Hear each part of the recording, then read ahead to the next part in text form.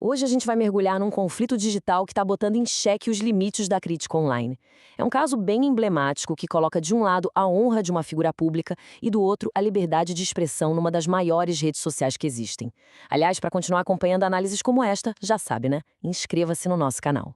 Pois é, a coisa toda se desenrola bem no centro do poder brasileiro, sabe? Onde o debate político, que a gente costuma ver no plenário, acaba virando uma verdadeira batalha nos tribunais. E aí fica aquela pergunta no ar, né? Onde é que termina a crítica e começa o crime? Então vamos entender direitinho qual foi a faísca que acendeu esse debate todo. A polêmica começou quando o senador Flávio Bolsonaro resolveu partir para uma ação legal. E olha, não foi só processar quem o criticou, não, hein? Ele foi além. Exigiu que a plataforma X, que a gente conhecia como Twitter, entregasse os dados pessoais de alguns usuários para poder identificar quem eles eram. E essa ação judicial tinha alvos bem claros, bem definidos. De um lado, você tem figuras políticas conhecidas, oponentes dele, como os parlamentares Lindbergh Farias e André Janones. E do outro lado, bom, aí entram perfis de usuários comuns da plataforma, pessoas que fizeram posts que a defesa do senador considerou ofensivos. E que tipo de postagem é essa? Bom, são exatamente estas expressões que estão aí no centro de toda a briga. Termos como miliciano descarado e narcomiliciano. A equipe jurídica do senador classificou tudo isso como crime contra a honra. E foi essa a base para levar o caso para a justiça. Certo, agora vamos para o outro lado, né? Vamos mergulhar no argumento da acusação. Para a gente entender a lógica por trás dessa ação, a gente precisa olhar pela perspectiva de quem se sentiu ofendido.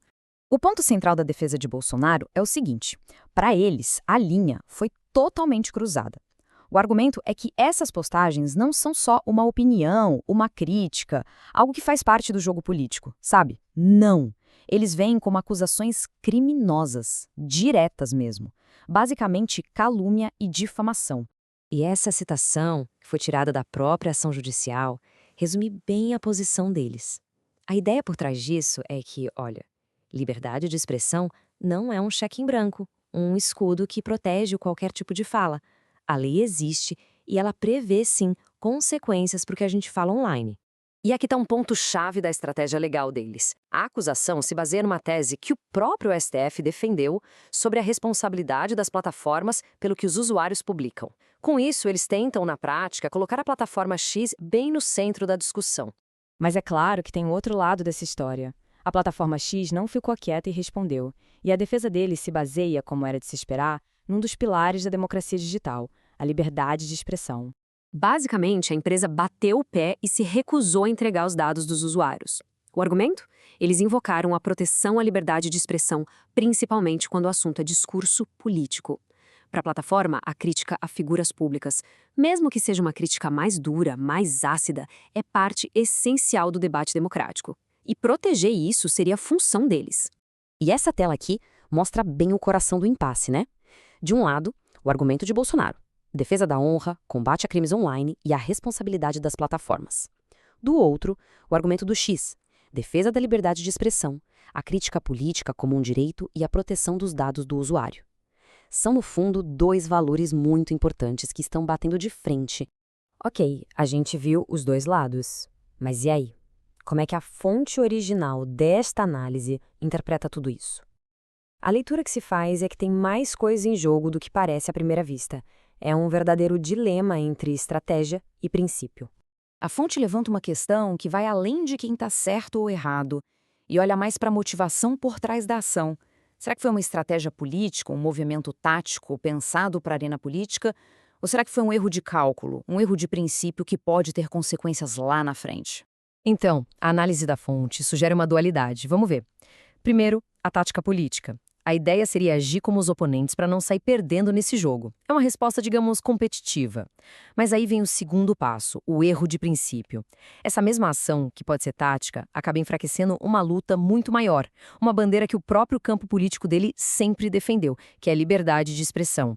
E aí a fonte traz um conceito interessante, o de ruído de comunicação. O que seria isso? A análise diz que ataques vindos de perfis pequenos na internet são basicamente isso, um ruído. Eles não chegam a influenciar de verdade a opinião pública, nem o resultado de uma eleição. Ou seja, processar esses perfis seria um gasto de energia um tanto desproporcional, porque o impacto deles é mínimo. Bom, para a gente ir fechando, o que esse caso todo representa? Porque ele é, na verdade, um sintoma de uma questão bem maior, uma questão que está em aberto e que, no fim das contas, afeta todo mundo que vive nesse ambiente digital. O que está em jogo aqui, no fundo, vai muito além de um político específico ou de alguns posts na internet. O resultado de casos como esse acaba ajudando a definir as regras do jogo do debate público online. É o que vai dizer o que pode e o que não pode ser dito. E é isso que nos leva à pergunta final, a grande questão que fica. Na era digital, quem é que define o limite? No mundo onde todo mundo tem um megafone, uma plataforma, quem tem o poder e, mais, a responsabilidade de traçar essa linha tão delicada entre uma crítica que é legítima e o que já vira crime? Seria o judiciário? As próprias plataformas? Ou somos nós, a sociedade? É uma resposta que, pelo visto, ainda está sendo escrita.